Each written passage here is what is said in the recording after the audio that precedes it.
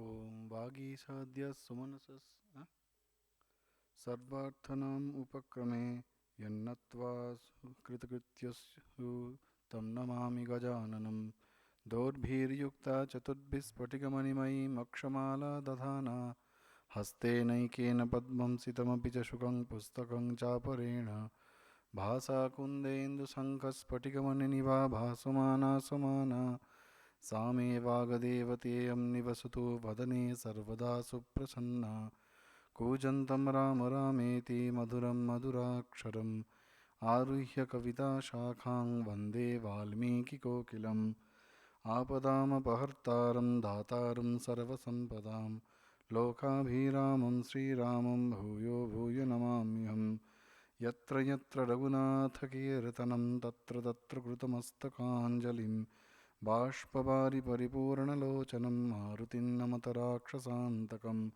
असाध्यसाधकस्वामिन् असाध्यं तव किं वद रामदूतकृपासिन्धो मत्कार्यसाधय प्रभो ॐ स्थापकाय च धर्मस्य सर्वधर्मस्वरूपिणे अवतारवरिष्ठाय रामकृष्णाय ते नमः।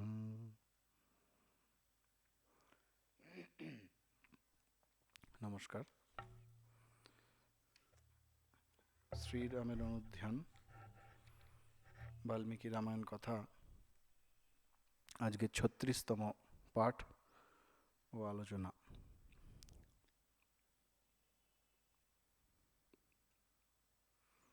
এর আগের দিন আমরা দেখেছি যে শ্রীরামের রাজ্যাভিষেকের ঠিক প্রাক্কালে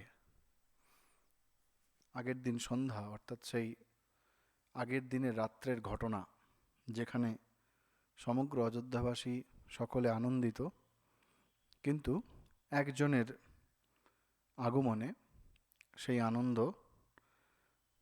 মাটি হয়ে যাবে, সেই সমস্ত আনন্দ নষ্ট হয়ে যাবে। তিনি হচ্ছেন মন্থরা। মন্থরার আগমন হয়েছে এবং মন্থরা ওই রামের ধাইমা, তার সঙ্গে তাদের দুজনের কথোপকথন। মন্থরা জিজ্ঞাসা করলেন যখন যে এত আনন্দের কি ব্যাপার, তখন ওই ধাইমা জানাচ্ছেন যে শ্রীরাম আগামীকাল যৌবরাজ্যে অভিষিক্ত হবেন, অর্থাৎ দশরথ শ্রীরামকে রাজা করবেন। এই কথা যেই শুনেছেন, শুনে মন্থরা, যে কিনা কুব্জা অর্থাৎ বিকৃত শরীর যার, বক্র শরীর যার, সেই কুব্জা, যা শরীরও বাঁকা মনটিও বাঁকা, সে দ্রুত প্রাসাদ থেকে নেমে এলো। সাধারণত কুব্জা যারা, তারা দ্রুত হাঁটতে পারেন না, কিন্তু তার মধ্যে এত ক্রোধ উৎপন্ন হয়েছে, এত ক্রুদ্ধ হয়েছে। কুব্জা ক্ষিপ্রম অমর্ষিতঃ, বাল্মীকি বলছেন যে প্রচণ্ড রেগে গিয়ে ধাত্রাস্তু বচনং শ্রুত্বা কুব্জা ক্ষিপ্রম অমর্ষিতঃ, খুব দ্রুত ক্রুদ্ধ হয়ে যাচ্ছেন, সেই জন্য তাকে বলা হয় মন্থরা। সে ওই প্রাসাদ থেকে নেমে আসছে, নেমে এসে একেবারে সোজা কোথায়? কৈকেয়ীর কাছে। কারণ শ্রীরামের এই যে রাজ্যাভিষেক, যার মধ্যে সমস্ত অযোধ্যাবাসী তাদের নিজেদের নিজ অভীষ্ট লাভ হবে বলে চিন্তা করছিলেন, যে রাম রাজা হলে তাদের আনন্দ হবে, তারা সর্বাঙ্গ সুন্দর জীবন লাভ করবে, সেই ভাবনা বা সেই চিন্তার বিপরীত অবস্থা মন্থরার মধ্যে হয়েছে। সেই জন্যে মন্থরা কীরকম রেগে গেছেন না, বাল্মীকি একেবারে চরম ভাষায় বলছেন, সা দহ্যমানা ক্রোধেনা মন্থরা পাপদর্শিনী। সাধারণত বাল্মীকি খুব সুন্দর সুন্দর ভাষা ব্যবহার করেন। এখানে মন্থরার চরিত্র অঙ্কন করেছেন একটি বাক্য দিয়ে, তিনি একটি শ্লোকের অর্ধ শ্লোক দিয়ে তিনি মন্থরার চরিত্র অঙ্কন করে দিলেন। মন্থরা পাপদর্শিনী।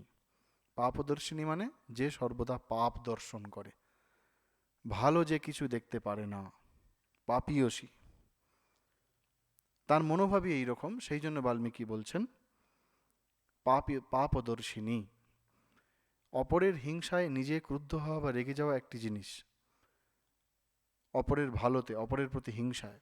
কিন্তু অপরের ভালো দেখে রেগে গিয়ে নিজের মনের হিংসাকে অন্যের মধ্যে প্রবিষ্ট করা বা সঞ্চারিত করা, আরেকটা মানুষকে তার মনের মধ্যে হিংসার বিষ ঢুকিয়ে দেওয়া, সেটি কিন্তু আরও ভয়ঙ্কর পাপ। তাই জন্য বাল্মীকি বলছেন পাপদর্শিনী।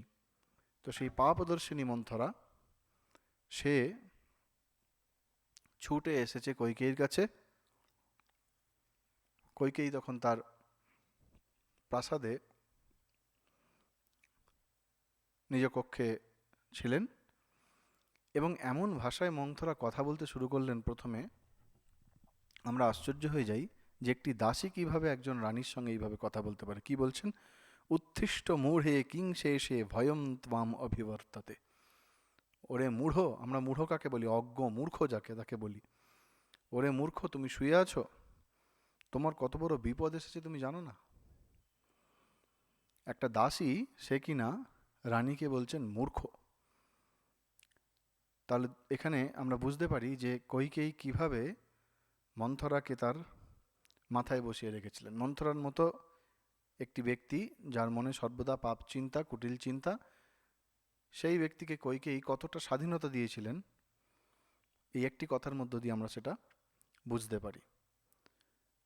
প্রথমেই এসে তো পুরো জিনিসটা বলা যায় না, তাই ক্রোধে জ্বলতে জ্বলতে, একদম রাগে জ্বলতে জ্বলতে এসে মন্থরা বেশ কিছুটা দার্শনিকের মতো একটু ঘুরিয়ে, স্পষ্ট করে না হলে একটু ঘুরিয়ে, কৈকেয়ীকে তার বিপদের কথা বলছেন। কি বিপদের কথা বলছেন? যে তোমার দুঃখের জীবন শুরু হতে চলেছে। গ্রীষ্মকালে নদীর স্রোতের মতো, নদীতে যেমন স্রোত বয়ে যায়, তোমার সৌভাগ্য ঠিক সেই রকম নদীর স্রোতের মতো বয়ে যাচ্ছে। অর্থাৎ তোমার সৌভাগ্য নষ্ট হতে বলেছে। চলম হি তবু সৌভাগ্যম নদ্যা স্রোত ইবোষ্ণগে। অর্থাৎ তুমি মনে করছো তুমি খুব আনন্দে রয়েছো, তোমার সেই আনন্দের দিন শেষ হতে চলেছে। কেন? পরে বলছে। তাকে দেখে কৈকেয়ী একটু আশ্চর্য হলো, যে হঠাৎ কি হলো, মন্থরা এরকম কথা কেন বলছেন। তখন কৈকেয়ী মন্থরাকে জিজ্ঞাসা করছে যে কি ব্যাপার, তোমার তোমাকে এত শোকার্ত দেখাচ্ছে কেন, শোকার্তা দেখাচ্ছে কেন? কশ্চিৎ কচ্চিৎ ক্ষেমম ন মন্থরে বিষণ্ণ বদনাম। ক্ষেম মানে শান্তি, অর্থাৎ তোমার মন এত অশান্ত হয়েছে কেন? ভৃশ দুঃখিতাম, তোমাকে দেখে এত দুঃখিতা মনে হচ্ছে কেন? তোমার কি হয়েছে? মন্থরা কৈকেয়ীর বাক্য শুনে আরো ক্রুদ্ধ হয়ে গেল। মন্থরা আশা করেছিল যে এমন গিয়ে আমি বলবো কৈকেয়ীকে, যে সেও সঙ্গে সঙ্গে ধরপড় করে উঠে ক্রুদ্ধ হয়ে যাবে আমার মতো। কিন্তু তা হয়নি। কৈকেয়ী শান্তভাবে, বাল্মীকি বলছেন কৈকেয়্যা মধুরা অক্ষরম, মধুর স্বরে, সাধারণভাবে তিনি যেমন কথা বলেন সেই মধুর স্বরে কথা বলছেন। সেই কথা শুনে যেন অগ্নিতে ঘৃতাহুতির মতো, আগুনে ঘি দিলে যেরকম হয় সেই রকম আরও রেগে গেল মন্থরা। এটি কৈকেয়ীর মনে হিংসা, দ্বেষ, এইসব মন্থরা ঢোকাচ্ছে। তার প্রথম ধাপ, একটার পর একটা বাক্যবান, সে এক একটা বাক্য দিয়ে, এক একটা কথা দিয়ে কৈকেয়ীর মনকে বিষিয়ে তোলার চেষ্টা করছে। কি বলছে মন্থরা? যে তোমার বিষাদ উৎপন্ন হয়েছে, তোমার বিষাদ উৎপন্ন হয়েছে, এবং কৈকেয়ী এবং রামের মধ্যে বিভেদ সৃষ্টি করার জন্যে মন্থরা বলছে যে তোমার জীবনে বিষাদ এসেছে, তোমার জীবনে দুঃখ এসেছে। প্রকৃতপক্ষে কোনো দুঃখ কিন্তু নেই। টিকাকার এখানে সুন্দর বলছেন, সর্বজ্ঞত্বাদ বাস্তব বিষাদ অভাবাৎ। বাস্তবে কোনো বিষাদ নেই, দুঃখ নেই, কারণ শ্রীরামের রাজ্যাভিষেক হলে সকলের কল্যাণ হবে, সেখানে কারণ অমঙ্গল হওয়ার কথা নয়। বিষাদয়ন্তী রাজ্যশ্রিয় অন্যগামিত্বরূপ অনিষ্ট প্রকাশেন। কিন্তু মন্থরার মনে কেন বিষাদ এসেছে না, সে মনে করছে যে রাজ্যশ্রী, অর্থাৎ রাজ্যলক্ষ্মী যাকে বলা হয়, রাজ্য, তা যদি শ্রীরামের কাছে চলে যায় তাতে কৈকেয়ীর ক্ষতি হবে। এইটি মন্থরার মনের ভাব, সেখান থেকে তার মনে বিষাদ আসছে। প্রকৃতপক্ষে কিন্তু কোনো বিষাদ নেই। তো কি বলছে মন্থরা? অক্ষয়ম সুমহদ্দেবী প্রবৃত্তম ত্বদ বিনাশনম রামম দশরথো রাজা যৌবরাজ্যে অভিষেক্ষ্যতি অভিষেক্ষ্যতি। এখন এবার কথাটি পরিষ্কার করে মন্থরা বলল যে তোমার অত্যন্ত সর্বনাশ হতে বসেছে, কারণ কাল রাজা দশরথ রামকে যৌবরাজ্যে অভিষিক্ত করছে, অর্থাৎ কালকে রাম রাজা হবে। তাতে তোমার অত্যন্ত ক্ষতি। কেন অত্যন্ত ক্ষতি? একের পর এক শ্লোকের মাধ্যমে বলছে যে আমি তোমার ক্ষতি দেখে দুঃখে আগুনে দগ্ধ হয়ে যাচ্ছি, সেই জন্য তোমার মঙ্গলের জন্য আমি এই সব কথা বলছি। আমার কথা তুমি শোনো, তোমার উন্নতিতেই আমার উন্নতি, এ বিষয়ে কোনো সন্দেহ নেই। কিন্তু ক্ষতিটা কি? এইবার মন্থরা কৈকেয়ী আর কৌশল্যা এদের দুজনের মধ্যে একটা ভেদ সৃষ্টি করতে চাইছে। বলছে তুমি তো নিজেও জন্মেছ বড় রাজঘরানাতে, সেই রাজঘরানাতে জন্মেও তুমি রাজনীতি বুঝতে পারোনি। রাম যদি রাজা হয়, কৈকেয়ী হবে রাজমাতা, আর তুমি হবে তার দাসী। পরে তিনি বলছেন এরকম। এখন প্রথমে কি বলছেন? প্রথমে বলছেন দশরথের সম্বন্ধে বলছেন। দশরথ যিনি কিনা অযোধ্যার রাজা, এবং তিনি সকলের প্রতিপালন করছেন, মন্থরারও প্রতিপালন দশরথই করছেন। কিন্তু সেই দশরথের প্রতি মন্থরার মনের ভাব কি ভীষণ ভয়ঙ্কর। এবং একটা মানুষ সমস্ত রকম সুযোগ সুবিধা পাওয়া সত্ত্বেও অপর মানুষের প্রতি এরকম ভাবনা চিন্তা রাখতে পারে, সেটা দেখে আমরা আশ্চর্য হই। তিনি কি বলছেন? যে তুমি রাজনন্দিনী, অথচ তুমি রাজনীতি বোঝো না। কেন বোঝো না? না, তোমার স্বামী তোমার সামনে একরকম আর তোমার পিছনে একরকম। কি বলছে? ধর্মবাদী। ধর্মবাদী মানে মুখে ধর্মের কথা বলেন তোমার স্বামী দশরথ, কিন্তু তার চরিত্র কিরম? শঠহ, আমরা বলি না শঠ বা প্রতারক, প্রবঞ্চক। ভর্তা শ্লক্ষ্মবাদী চ দারুণ। শ্লক্ষ্মবাদী মানে হচ্ছে মধুরভাষী, তোমার সামনে খুব মিষ্টি মিষ্টি কথা বলে, কিন্তু তার চরিত্র হচ্ছে দারুণাহ, অত্যন্ত ভয়ঙ্কর। শুদ্ধ ভাবে না জানিসে, তুমি মনে করছো তোমার স্বামী খুব শুদ্ধ স্বভাব, পবিত্র, তোমাকে খুব ভালোবাসেন, তোমার ভালো চায়, কিন্তু তেন এবম অতিসন্ধিতা, অর্থাৎ তিনিই তোমাকে প্রতারণা করছেন তোমার সঙ্গে, তার দ্বারাই তুমি প্রতারিত হতো। তুমি মনে করছো তোমার স্বামী তোমাকে অত্যন্ত ভালোবাসে। আমরা জানি যে দশরথ কৈকেয়ীর প্রতি যথেষ্ট দুর্বল মনোভাব সম্পন্ন। কৈকেয়ীর রূপের প্রতি তার মোহ বেশি অন্যদের থেকে, সেই জন্য তিনি অন্যদের সঙ্গে খারাপ ব্যবহার পর্যন্ত করছেন। পরে কৌশল্যা মুখে আমরা শুনবো। কিন্তু কৈকেয়ীও মনে করছেন যে দশরথ তাকে সব থেকে বেশি পছন্দ করেন। কিন্তু এখানে মন্থরা বলছেন যে তুমি মনে করছো সে তোমার প্রতি খুব ভালো ভাবনা তার রয়েছে, তোমার জন্য ভালো কিছু করবে, কিন্তু প্রকৃতপক্ষে সে তোমাদেরকে প্রতারণা করবে। কেন প্রতারণা করবে? বলছে দেখো তোমাকে সঙ্গে এত ভালো ভালো কথা বলে, কিন্তু অর্থেন এব অদ্য তে ভর্তা কৌশল্যায় যোজয়িষ্যতি। তোমাকে এত ভালো ভালো কথা বলছেন, কিন্তু আসল কাজ যেটি, অর্থাৎ রাজ্যের রাজা, সেটি কিন্তু কৌশল্যার পুত্র শ্রীরাম হবে। তাহলে তোমার প্রতি যদি তিনি সত্য সত্য ভালো চিন্তাভাবনা ভিতরে এবং বাইরে দুটোই সমান হতো, তাহলে তো তোমার ছেলেকে করতো। তা কিন্তু করছে না। সে করছে কাকে? না, শ্রীরামকে। শ্রীরাম হচ্ছে কৌশল্যার ছেলে, সুতরাং সমস্ত ঐশ্বর্যের অধিকারিণী হবে কৌশল্যা। তো একটি দুটি কথার মাধ্যমে প্রথমে দশরথের প্রতি অত্যন্ত খারাপ চিন্তা ভাবনা, কেউ চিন্তাও করতে পারে না যে রাজা দশরথ তিনি সকলের প্রতি তার কর্তব্য পালন করছেন, তার প্রতি একটি দাসী এরকম কথা বলছে। আর কি বলছে মন্থরা? বলছে তুমি তো ভরতকে মামার বাড়ি পাঠিয়ে দিয়েছো। আমরা একদম দেখেছি প্রথম দিকে যে ভরত এবং শত্রুঘ্ন দুজনে মামার বাড়ি গেছেন, মাতুলালয়ে গেছেন, কেকয় রাজা। তো এখন মন্থরা বলছে যে দশরথ ইচ্ছা করে ভরতকে মাতুলালয়ে পাঠিয়ে দিয়েছে, যাতে শ্রীরামের অভিষেক একবারে নির্বিবাদে নির্বিঘ্নে হয়, তার রাজ্য যদি নিষ্কণ্টক হয়। সেই জন্যই ভরতকে মামার বাড়ি বা মাতুলারে পাঠিয়ে দিয়েছে। এটি বলছে মন্থরা। এবং আর কি বলছে, যে তুমি তোমার স্বামীকে চিনতে পারছো না,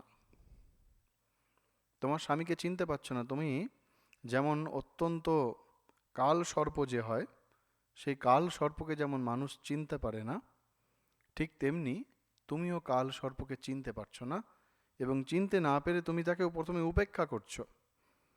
এবং তোমার এই উপেক্ষা থেকে ওই সাপটি তোমার জীবনে অভিশাপ ডেকে নিয়ে আসবে। যথা হি কুর্যাৎ শক্রর বা সর্প বা প্রতি উপেক্ষিত। অর্থাৎ সাপকে তুমি যদি উপেক্ষা করো, অর্থাৎ সাপ দেখলে তাকে মেরে দিতে হবে, তাকে উপেক্ষা করলে হবে না, তাহলে সেই সাপ তা না হলে তোমাকে কিন্তু ছোবল মারবে। ঠিক তেমনি দশরথ, তাকে তুমি সুন্দর স্বভাব ভেবো না, সে সামনে একরকম পিছনে একরকম। অর্থাৎ পুরো স্বামী, কৌশল্যা এবং রাম, এই তিনজনের ব্যাপারে বলে কইকেয়ীর মনটিকে একদম বিষিয়ে দেওয়ার চেষ্টা করছে। বলছে, আরো ক্রূরভাবে বলছে যে রাজা রামকে রাজা রামকে রাজা করবে, আর তোমাদের সমস্ত আত্মীয় স্বজন সহ হত্যা করবে। সাধু বান্দা হতা হি আসি, তোমাদের হত্যা করবে। এইসব যখন শুনলেন, মন্থরা আশা করেছিল যে কইকেয়ী নিশ্চয়ই আমার কথা শুনে অত্যন্ত ক্রোধান্বিত হবে, রেগে যাবে, কিন্তু তা হলো না। ফল হলো কি? তার উল্টো ফল হলো। যেই কইকেয়ী শুনলেন যে শ্রীরাম রাজা হবেন, তাতে রেগে যাওয়ার পরিবর্তে কইকেয়ী অত্যন্ত আনন্দিতা হলেন। প্রথমে বিস্ময়ান্বিত হলেন, পরে আনন্দিত হলেন, এবং আনন্দিত হয়ে কি করলেন না, সুন্দর সুন্দর অলংকার, তখনকার দিনে রানীরা এরকম করতেন, কোনো সংবাদ, ভালো সংবাদ কোনো দাসী বা কোনো কর্মচারী নিয়ে এলে তাদেরকে অলংকার দান করতেন। তো তিনি তখন তার সেই অলংকার, সুন্দর অলংকার, তিনি তখন মন্থরাকে দান করলেন। দান করে খুব খুশি হয়েছেন কইকেয়ী। কি বলছেন কইকেয়ী? যে মন্থরা, তুমি আমাকে কত প্রিয় সংবাদ দিয়েছো, অত্যন্ত প্রিয় সংবাদ দিয়েছো, এর থেকে প্রিয় সংবাদ আর কি হতে পারে? বলো, আমি তোমার জন্য আর কি করতে পারি? মন্থরা যা ভেবেছিল হলো তার উল্টো। কইকেয়ী অত্যন্ত খুশি হয়েছে। আরও কি বলছে, এই শ্লোকটি মনে রাখতে হবে, পরে আমরা এই শ্লোকটির যখন কইকেয়ীর মন পরিবর্তন হবে তখন বুঝতে পারবো। কি বলছেন এখন কইকেয়ী? রামে বা ভরতে বাহম বিশেষম নোপলক্ষয়ে তস্মাৎ তুষ্টামি যদ রাজা রামম রাজ্য অভিষেকষ্যতি। রামের প্রতি তার ভালোবাসা এখানে ঝরে পড়ছে। যে কি বলছেন, যে রাম ও ভরতের মধ্যে আমি কোনো পার্থক্য দেখি না। রামে বা ভরতে বা অহম বিশেষম না উপলক্ষয়ে, আমি রাম আর ভরতের মধ্যে কোনো পার্থক্য দেখি না, আরে দুজনই আমার কাছে সমান। সুতরাং তসমাৎ, সুতরাং ইয়াদ রাজা রামম রাজ্যে অভিষেক্তি অহম তুষ্টামি, রাজা যেহেতু সিদ্ধান্ত নিয়েছেন যে তিনি রামকে রাজ্যে অভিষিক্ত করবেন, তাতে আমি সন্তুষ্ট। কইকেয়ী অত্যন্ত খুশি হয়েছেন। মন্থরা ভেবেছিল কঠোর বাক্য প্রয়োগ করে বা একটু ওপর ওপর বললে কইকেয়ীর মনটা বিষিয়ে দেওয়া যাবে, কিন্তু তা হলো না, তার উল্টো হলো। তাই মন্থরা তো ছাড়বার পাত্র নয়। আমরা দেখব মন্থরার কি ক্রূর স্বভাব। এবার আমরা আবার তার দ্বিতীয় ধাপে, যখন দেখলো তার ওপর ওপর কথা বলাতে কইকেয়ীর ওপর কোনো প্রভাব পড়ছে না, তখন প্রচণ্ড আরও রেগে গেল। রেগে গিয়ে প্রথমে কি করলো, যা অলংকারগুলো দিয়েছিল কইকেয়ী সব ছুঁড়ে ফেলে দিল। কইকেয়ীর দিকে রুষ্ট হয়ে সব ছুঁড়ে ফেলে দিয়ে আবার বলছে বালিশে, সংস্কৃতে একটা কথা আছে বালিশে, মানে আবার বলছে মূর্খ, তুমি যেখানে আনন্দ প্রকাশ করার নয় সেখানে তুমি আনন্দ প্রকাশ করছো। রাম রাজা হতে তুমি আনন্দ প্রকাশ করছো, অথচ তোমার এখানে আনন্দ প্রকাশ করার কথা নয়। তোমার ভয়ঙ্কর দুঃখের দিন আসছে, তুমি যদি এখানে আনন্দ প্রকাশ করো, পরে তুমি শোকের সাগরে নিমজ্জিত হবে একদম। শোক ও সাগর মধ্যস্থম না আত্মানম অববুদ্ধিয়াসে। তুমি বুঝতে পারছো না যে তোমার জীবনে কি ভীষণ দুঃখটা নেমে আসতে চলেছে। यच्छो यच्छोचितव्यहृष्टासि প্রাপ্য ত্বম ব্যাসনম মহৎ। ব্যাসনা, আমরা আগের দিন যে তিনটে জিনিস আমরা দেখেছিলাম, শোক, দুঃখ আর ব্যাসন। ব্যাসন মানে হচ্ছে যেটা চাইছে সেটা পাচ্ছে না, আর যেটা চাইছে না সেটা পাচ্ছে। সেটা পেয়ে সেই সেই থেকে মনের মধ্যে একটা ক্রোধ বা দুঃখ আসছে, এবং সেই দুঃখ থেকে সে অপরের মনের মধ্যে সেই ভাবটাকে প্রবিষ্ট করার চেষ্টা করছে। তো নিজের মনের হিংসাকে আবার কৈকেয়ীর মধ্যে ঢোকাবার চেষ্টা করছে। এখানে টিকাকার বলছেন কেন মন্থরা বারবার এরম করছেন। অথ কুমতি যেন সংসর্গ বিষয়ে না, সংসর্গ বসে না, যে মন্থরার মন হচ্ছে কুমতি সম্পন্ন। দুটি জিনিস হয়, সুমতি আর কুমতি। যার মতি ভালো নয়, মন্দ, তাকে কুমতি বলি। তার মন্থরা হচ্ছে কুমতি স্বভাব সম্পন্ন। সেই জন্য মহানপি মহতাম অপি কদাচিৎ চিত্ত চঞ্চলম স্যাৎ। ভালো কিছু দেখলেও এই চঞ্চলমতি বা কুমতি সম্পন্না যারা হয়, তারা কখনো আনন্দ প্রকাশ করতে পারে না। সেই জন্যে সে শোকের মধ্যে ঢুকে যাচ্ছে, এবং সেই শোক কৈকেয়ীর মধ্যে প্রবেশ করার চেষ্টা করে। বলছে যে তুমি যেখানে আনন্দ প্রকাশ করো সেখানে আনন্দ প্রকাশ করছো না, যেখানে দুঃখ প্রকাশ করো সেখানে তুমি আনন্দ প্রকাশ করছো। মন্থরা এরূপ বলছে কৈকেয়ীকে। এবং সত্যি দাসীর যে কি স্পর্ধা, বারবার সে রানীকে মূর্খ বলছে। বয়সে একটু বড় হবে হয়তো মন্থরা, কিন্তু তবুও রানীর একটা সম্মান থাকে। এর জন্য মন্থরার থেকে দোষ কিন্তু কৈকেয়ী, আমরা পরে আরো দেখব। তো ওই ব্যাসন, অপরের ক্ষতি করার ইচ্ছা, ব্যাসনম দুরাগ্রহম, টিকাকার বলছেন যে মনের ভিতরে হিংসার স্তর এত গভীর হয়ে গেলে তখন অপরের ক্ষতি করার জন্য তারা একদম উঠে পড়ে লাগে। তো সেটিকে বলা হয় ব্যাসন। করে এবার কি বলছে মন্তরা, যখন দেখছে শুধুমাত্র কথায় কাজ হচ্ছে না, তখন সে আবার ওই কৈকেয়ী এবং কৌশল্যা, এই দুজনের মধ্যে ভেদ সৃষ্টি করার চেষ্টা করছে। যে বলছে যে তুমি তোমার যে সতীন অর্থাৎ সপত্নী কৌশল্যা, তার সুখে তুমি আনন্দিতা হচ্ছ। তুমি বুঝতে পারছো না যে তার সুখ তোমার দুঃখের কারণ হবে। সেই জন্য আমার মনে অনুশোচনা হচ্ছে, তোমার মনে অনুশোচনা হচ্ছে না। আর কি বলছে যে ভরতাদ এব রামস্য রাজ্য সাধারণাৎ ভয়ম। যেহেতু রাম রাজা হচ্ছে, রামের মূল প্রতিদ্বন্দ্বীকে আমরা জানি, রামের পরেই জন্ম হয়েছিল ভরতের, একদিনের ছোট বড়। রামের হয়েছিল পুনর্বসু নক্ষত্রে, আর ভরতের হয়েছিল পুষ্যা নক্ষত্র। তো যেহেতু ভরত রামের প্রতিদ্বন্দ্বী, সেই জন্য ভরতের থেকে রামের ভয়, এবং সেই ভয় থেকেই কিন্তু রাম নিশ্চয়ই ভরতের কোনো ক্ষতি করবে, এরম বলছে মন্থরা। কাকে বলছে? কৈকেয়ীকে বলছে। কিন্তু রাম কখনো লক্ষ্মণকে ক্ষতি করবে না। কেন করবে না? লক্ষ্মণো হি মহাবাহু রামম সর্বাত্মনাগতঃ। বলছে তোমার ছেলে শত্রুঘ্ন এবং ভরত, তারা যেমন একে অপরের অত্যন্ত অনুগামী, ঠিক তেমনি ভরত, রাম এবং লক্ষ্মণ, তারা একে অপরের অনুগামী। সুতরাং লক্ষ্মণের প্রতি বা লক্ষ্মণের থেকে রামের কোনো ভয় নেই। ভয় আছে কার থেকে? ভরতের থেকে। সেইটা ভেবে আমার চিন্তা হচ্ছে, আমার ভয় করছে, আমার দুঃখ হচ্ছে। আর কি বলছে? কত বুদ্ধি মন্থরার। প্রত্যাসন্ন ক্রমেণ অপি ভরতস্যেব ভামিনী। বলছে জন্মানুক্রমে বা জন্মের দিন বা সময় হিসাবে ভরত হচ্ছে ঠিক রামের পরে, যেটা বললাম আগে। সেই জন্য সিংহাসন নিয়ে যদি ভয় থেকে থাকে রামের, সেটা ভরতের থেকেই হবে, রামের কোনো ভয় নেই। এগুলি সবই অনর্থক চিন্তা।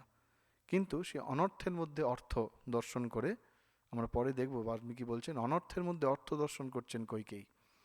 তো সেই ভরতের থেকে রামের ভয়। কেন ভরতের থেকে রামের ভয়? কারণ রামের গুণগুলো তখন বলছে যে রাম প্রচণ্ড বিচক্ষণ, তিনি ক্ষত্রিয় ধর্ম জানেন। ক্ষত্রিয় ধর্ম জানেন মানে রাজা হিসাবে কখন যুদ্ধ করতে হবে, কখন সন্ধি করতে হবে, এই সমস্ত কিছু জানেন। এবং প্রত্যুৎপন্নমতি প্রাপ্তকারিণাহা, ঠিক সময় ঠিক কাজটি তিনি করেন। প্রাপ্তকারিণা উপস্থিত ইষ্টবস্তুন ঝটিতি করণশীলস্য, ঠিক সময়ে ঠিক কাজটি করার জন্য সিদ্ধান্ত গ্রহণ করা এবং সেই অনুযায়ী আচরণ করা। অর্থাৎ রাম ক্ষত্রিয় ধর্মে সুপ্রতিষ্ঠিত। ক্ষত্রিয় ধর্মের রাজার আরেকটি কর্তব্য হচ্ছে, রাজা সবসময় চেষ্টা করবে তার রাজ্য এবং তার রাজত্ব যাতে নিষ্কণ্টক থাকে, শত্রু বাইরেও থাকে, শত্রু ভিতরেও থাকে। সুতরাং ভিতরের শত্রু এবং বাইরের শত্রু দুজনের থেকে কিন্তু রাজাকে সাবধান থাকতে হয়। সেই জায়গাটায় মন্থরা কিন্তু আঘাত করছে, বলছে রাম যদি রাজা হয় তাহলে কিন্তু, যেহেতু ভরতের থেকেই তার রাজ্য হারানোর একটা ভয় থাকতে পারে, সেই থেকে রাম কিন্তু ভরতের ক্ষতি করবে। সুতরাং আগামীকাল যে রাম রাজা হবে তাতে তোমার কিছু হবে না, লাভ কার হবে? লাভ হবে কৌশল্যা রামের। যৌবরাজ্যেন মহাতাশ্বহ পুষ্যেন দ্বিজোত্তমৈহি। কৌশল্যা তিনি সৌভাগ্যবতী হবেন, তুমি দুর্ভাগ্যবতী হবে। তোমার দুর্ভাগ্য কিরকম হবে? আরো নির্লজ্জের মতো বলছে, উপস্থাস্যসি কৌশল্যাম দাসীবত্বম কৃতাঞ্জলি। কৌশল্যা যখন রাজমাতা হয়ে যাবে তখন তুমি হাত জোর করে দাসীর মতো তার সামনে দাঁড়িয়ে থাকবে। কি ভীষণ কথা!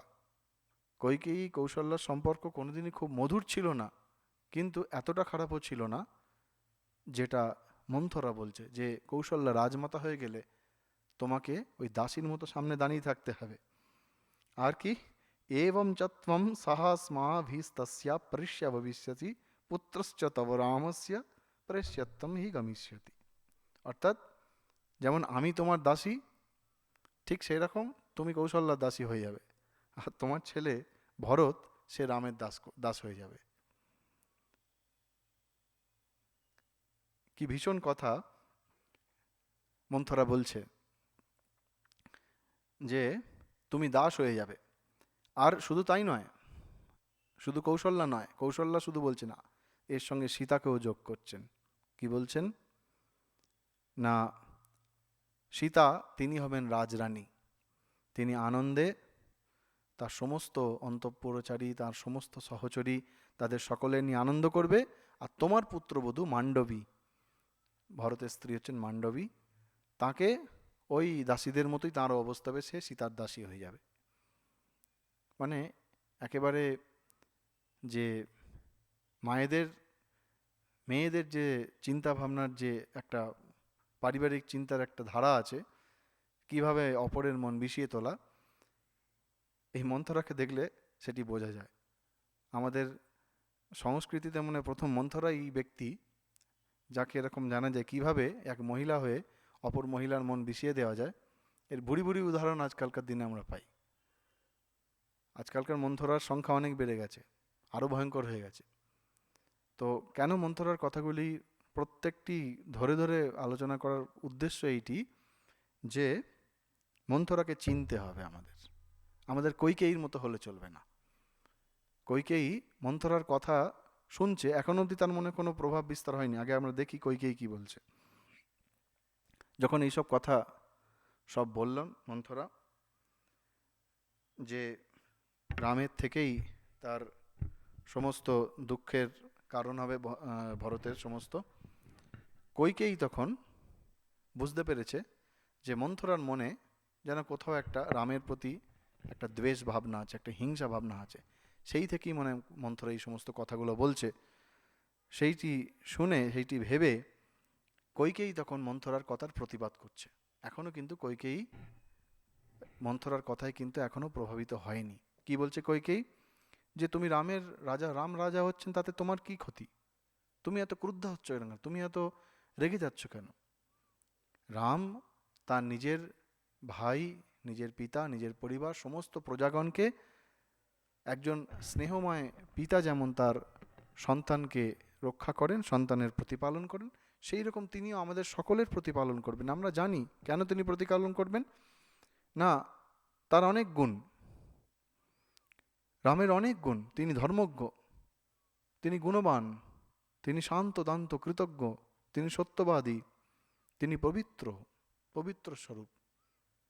কৈকেয়ীর মুখ দিয়ে বাল্মীকি শ্রীরামের গুণগান করাচ্ছেন যে রামের এতগুলি ভালো গুণ আছে, সেই জন্যই তো রাম রাজা হচ্ছেন। এবং রাম রাজা হলে তাতে কারোর কোনো ক্ষতি নেই, তোমারও ক্ষতি নেই, আমারও ক্ষতি নেই। এবং তুমি তাহলে কেন এরকম রেগে যাচ্ছ? তোমার তো রেগে যাওয়ার এরকম কোনো কথা নয়। আর তুমি যে কথা বলছো যে ভরতের থেকে রামের ক্ষতি হবে, সেই জন্য রাম ভরতের ক্ষতি করবে, আমি তো এরকম কিছু দেখছি না, আমি এরকম কিছু দেখছি না বলে আরও দুটি শ্লোক বলছেন কৈকেয়ী। এই দুটি পরে আমরা বুঝতে পারবো যখন তার মন বদলে যাবে। কি বলছেন? যথা ওই ভরতো মান্যস্তথা ভূয়োপি রাঘবঃ কৌশল্যাত অতিরিক্তম চ মম শুশ্রূষতে বহু। কি বলছেন? যে ভরত যেমন আমার প্রিয়, শ্রীরামও আমার অত্যন্ত প্রিয়, বরং নিজের মাতা কৌশল্যার থেকে কৌশল্যাতঃ অতিরিক্তম চ মম শুশ্রূষতে বহু। সে নিজের মা কৌশল্যা থেকে আমাকে বেশি ভালোবাসে, আমার বেশি সেবা করে, সুতরাং সেই রামের থেকে আমার ক্ষতি কেন হতে যাবে? এখনো কৈকেয়ীর মধ্যে মাতৃসত্তার মৃত্যু ঘটেনি, তার মধ্যে মাতৃসত্তা এখনো জীবিতা রয়েছে, সেই জন্য কৈকেয়ী এরম বলছেন। আর কি বলছেন? শাস্ত্রের কথা আছে একটি, অপ্রাপ্য বস্তু প্রাপ্যর্থম যত্নো ন কর্তব্য। অপ্রাপ্য বস্তু প্রাপ্যর্থম যত্নো ন কর্তব্য। যেটি পাওয়ার নয় সেটি পাওয়ার জন্য চেষ্টা করা বা কোনো উপায় নিয়ে চিন্তা করা, সেটি কখনো উচিত নয়। কেন? রাম যেহেতু জ্যেষ্ঠ, সেই জন্য রাম রাজা হওয়া এবং তার সমস্ত গুণ রয়েছে, সেই সমস্ত গুণ থাকার জন্য তাঁরই রাজা হওয়া শ্রেয়, তাকে রাজা করাটাই দরকার। সুতরাং রাম রাজা হচ্ছেন, সেটি শাস্ত্র দিক থেকে দেখতে গেলেও ঠিক, সমস্ত দিক থেকে দেখতে গেলে সেটিই ঠিক। সুতরাং তাতে কারোর কোনো ক্ষতি নেই, কারণ রাম নিজে রাজা হওয়ার সপ্তমী যোগ্যতম পুরুষ। বলে তিনি আবার বলছেন, রাজ্যং যদি হি রামস্য ভরতস্যাপি তত্তদা মন্যতে হি যথাত্মানম যথা ভাতৃমস্তু রাঘব। অর্থাৎ রাজ্য যদি রামের হয় তাহলে তা ভরতেরও। অর্থাৎ রাম আর ভরতের মধ্যে কোনো পার্থক্য নেই, তারা একে অপরকে অত্যন্ত ভালোবাসে। তাই রাজা যদি রাম হয়, সেই রাজ্য ভরতেরও বটে। রঘুনন্দন সমস্ত নিজের ভাইদের নিজের আত্মার মতো মনে করেন, নিজের মতো মনে করেন। সুতরাং ভরতের থেকে রামের কোনো ভয় বা রামের থেকে ভরতের কোনো ভয় নেই, আশঙ্কা নেই। কৈকেয়ীর মন প্রভাবিত না হলেও একটি ছোট্ট কথার মধ্য দিয়ে কিন্তু তার মনে যে একটা কোথাও একটা অপেক্ষা জেগেছে বা কিছুটা একটা দুর্বল জায়গা সৃষ্টি হয়েছে, সেটি কিন্তু বোঝা যায়। এখানে যখন বলছেন যে ভরতশ্চাপি রামশ্চ ধ্রুবম বর্ষ শতাৎ পরম পিতৃপৈতামহম রাজ্যম অবাপ্স্যতি নরর্ষভ। যে রাম 100 বৎসর রাজত্ব করার পরে ভরত নিশ্চয়ই রামের পরে রাজা হবে। এর আগে কিন্তু বলেছিলেন যে রাম রাজা হয়েছেন, ভরত রামকে রাজা করছেন, তাতে আমি সন্তুষ্ট। এখন বলছেন ভরতও নিশ্চয়ই রাজা হবে, সুতরাং আমি এটি নিয়ে চিন্তিত নই, রামের পরে নিশ্চয়ই ভরত সুযোগ পাবেন। অর্থাৎ কৈকেয়ীর মনে এই প্রথম কোথাও যেন ভরতও রাজা হবে এই চিন্তাটা কিন্তু ঢুকেছে, এবং সেটি ঢুকিয়েছেন কিন্তু মন্থরা। যেহেতু কৈকেয়ী তিনিও অত্যন্ত বিচক্ষণা মহিলা, তাই চট করে মন্থরার কথায় সে প্রভাবিত হয়নি, কিন্তু কোথাও যেন মনের একটা জায়গায় তার মনে একটা আশা জেগেছে যে তাহলে কোনো না কোনো সময় ভরতও রাজা হবে। কিন্তু সে তো জানে না যে নারদ আগেই বলে রেখেছেন, আমরা একদম প্রথম দিকে পড়েছি, 10 বর্ষ সহস্রাণি 10 বর্ষ শতানি চ। অর্থাৎ রাম প্রায় 11,000 বৎসর রাজত্ব করবেন, আর ওখানে 100 বছরের কথা ভাবছে কৈকেয়ী। রাম বহু বছর রাজত্ব করবেন এরকম আগে থেকেই ঠিক হয়ে আছে, সেটা তো কইকেয়ী জানেন না। কইকেয়ী মনে করছে যে না, রাম এখন রাজা হোক, রাম রাজা হওয়া ভরত রাজা হওয়া একই ব্যাপার, ভরতও নিশ্চয়ই পরে সুযোগ পাবে। তাহলে কোথাও যেন তার মনের মধ্যে ওই একটা চিন্তা ঢুকিয়ে দিতে মন্থরা কিছুটা হলো, খুব কম কিন্তু কিছুটা হলেও সফল। এবং মন্থরা এই কইকেয়ীর এই কথাটার মধ্যে কিন্তু কইকেয়ীর মনের যে দুর্বল জায়গা, সেই দুর্বল জায়গাটা কিন্তু মন্থরা ধরে ফেলছে। এবং সেই দুর্বল জায়গাটিতেই এর পরের দিন আমরা দেখব যে সেই দুর্বল জায়গাটিতে বারবার আঘাত করছেন মন্থরা। তখন আর কইকেয়ী নিজেকে সামলাতে পারছে না। সেই দুর্বল জায়গা দুটি কি আমরা পরের দিন আলোচনা করব। কিন্তু এই যে সামান্য হলেও কইকেয়ীর মনের মধ্যে ভরতকে রাজা করার যে ইচ্ছা, ভরত রাজা হবে এমন ইচ্ছা যে জেগেছে, এইটি কিন্তু কইকেয়ীর প্রথম চরিত্রের যে পতন হচ্ছে, সেই প্রথম পতনের প্রথম ধাপ। অর্থাৎ দ্বিতীয় প্রচেষ্টায় মন্থরা কইকেয়ীকে কিছুটা হলেও, খুব সামান্য হলেও কইকেয়ীর মনের মধ্যে কিন্তু বিষ প্রয়োগে সফল হয়েছে। সেই জন্য আমাদেরকে একটি কথা আছে, দুর্জনকে সর্বদা পরিহার করতে হয়। যে দুর্জন, যার মধ্যে খারাপ স্বভাব রয়েছে, পরিহার করতে হয়। কারণ আমাদের মন বিভিন্ন সময় বিভিন্ন অবস্থায় থাকে। সব সময় আমাদের মন অত্যন্ত শক্ত থাকে না, মন দুর্বল হয়ে থাকে কোনো সময়। শ্রীশ্রীমা সেই জন্য বলছেন যে বাবা, মনের তো স্বভাবই নিচের দিকে যাওয়া। মনের স্বভাবই যেমন নদীর জল নিচের দিকে গড়িয়ে যায়, তেমনি মনের স্বভাব হচ্ছে নিচের দিকে যাওয়া। সেই জন্য খুব কষ্ট করতে হয় ভগবান লাভের জন্য, মনকে বাঁধতে হয় ভালো করে। কইকেয়ী সেটা করেননি। কইকেয়ী বুঝেছিলেন, জানতেন মন্থরার স্বভাব কীরকম, তা সত্ত্বেও কইকেয়ী দুর্যোধনকে পরিহার করেনি, বরং তাকে আরও বলতে দিয়েছেন, তাকে আরও কথা বলতে দিয়েছেন। কইকেয়ী মন্থরা এই দুই দুই ধাপে কইকেয়ীর মনে সামান্য বিষ ঢুকিয়েছে। এর পরের দিন আমরা দেখব প্রায় 15 থেকে 16টি এমন এমন কথা মন্থরা কইকেয়ীকে বলছেন। এবং ওই কইকেয়ীর মনের দুটি দুর্বল জায়গা, এই দুটি দুর্বল জায়গা আমরা পরের দিন আলোচনা করব। সেই দুটি দুর্বল জায়গা নিয়ে বারবার কইকেয়ী মনের মধ্যে মন্থরা ওই চিন্তাটি ঢোকাচ্ছে। যে চিন্তাটা বারবার কথা বলার পরে, যখন আমরা কোনো মানুষের সামনে একটি মিথ্যে কথা বারবার বলি না, মিথ্যা কথা, তখন সেই কথাটা তার কাছে সত্য হয়ে যায়। বারবার যদি একটা মানুষের চোখ সামনে বলা হয়, কানের কাছে বারবার বলা হয়, তাতে তার মনের মধ্যে সেই নেতিবাচক সংস্কার তৈরি হয়। সেই জন্য আমাদের খুব সাবধান থাকা উচিত যে এই কইকেয়ীর মতো মানুষ, এদেরকে কিন্তু আমাদের পরিহার করতে হবে। এদেরকে কিন্তু আমাদের দূর থেকে, ঠাকুর বলছেন না, বাঘের মধ্যে বাঘনারায়ণকে দূর থেকে প্রণাম করতে হয়। এদেরকে কোনোদিন মাথায় উঠতে দেওয়া উচিত নয়। যদি কইকেয়ী মন্থরাকে ওইভাবে মাথায় না তুলতেন, যদি কইকেয়ী মন্থরাকে এত কথা বলতে না দিতেন, তাহলে হয়তো কইকেয়ীর পতন হতো না, এইটুকু জায়গাতে এসেই হয়তো থেমে যেত। কিন্তু ওই মানুষের মন, মানুষের দুর্বল মন, এবং সেই দুর্বল মন কখন কিভাবে আচরণ করে সেটা নিয়ে আমরা কেউ কোনো রকম কথা দিতে পারি না। কইকেয়ীর অবস্থা ঠিক সেই রকম। যে কইকেয়ী, যিনি কখনো স্বামীর সঙ্গে দুর্ব্যবহার করেননি, যে কইকেয়ী রামের প্রতি এত উচ্চ মনোভাবা সম্পন্না, রামের নিয়ে কত উচ্চ চিন্তা করছেন কইকেয়ী, রামের কত গুণগান করছেন, বলছেন রাম ভরত দুজনেই আমার কাছে সমান, সেই কইকেয়ী এর পরে যখন মন্থরা কথাগুলি বলবে, সেই কথাগুলি দ্বারা কইকেয়ী এমনভাবে তার মনের মধ্যে থেকে এমনভাবে প্রতিক্রিয়া দেবে, তা দেখে আমরা বুঝতে পারবো যে এই দুর্জনকে সর্বদা পরিহার করা উচিত।